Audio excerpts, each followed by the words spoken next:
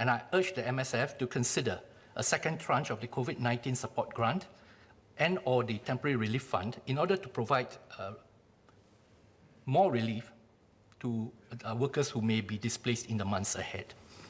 I also seek MSF's support to empower our social service officers, our SSO, with greater flexibility to help displaced workers promptly to cope with family expenses arising out of COVID-19 through ComCare and other schemes.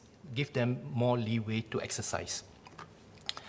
As the slowdown wears off, calls by individuals to tap into their CPF savings to tide over this difficult period will also grow.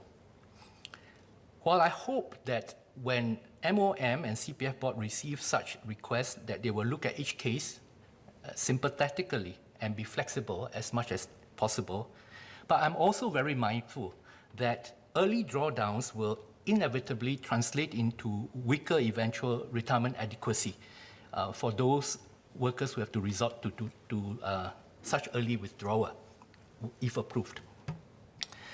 I therefore still hope that our CPF savings of our older workers can be safeguarded for as long as possible, as much as possible.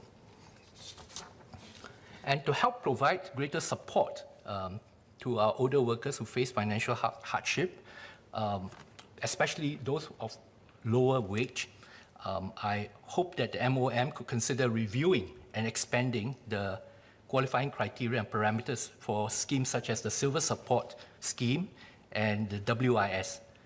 These are schemes that are already there to help seniors, to help the lower wage workers.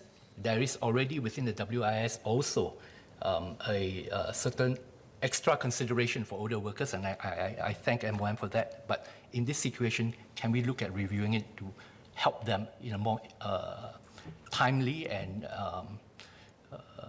effective way, a meaningful way, because more will help, more will need this, and we don't want to build up. Older Singaporeans will also face higher medical expenses compared to younger citizens on average.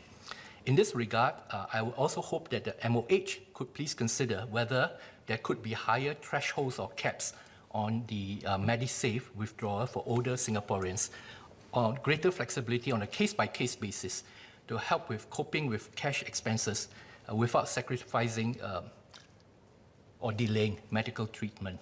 Just last night at my Meet the People session, I have such a case where the overall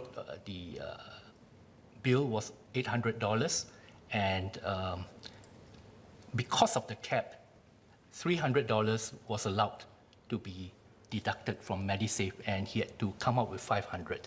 He said that it was really very, very difficult there, and it would be better if they could be allowed to do more, maybe on a temporary basis during this crisis period. I think we should consider that in terms of the cash impact to families who may not have the financial resources.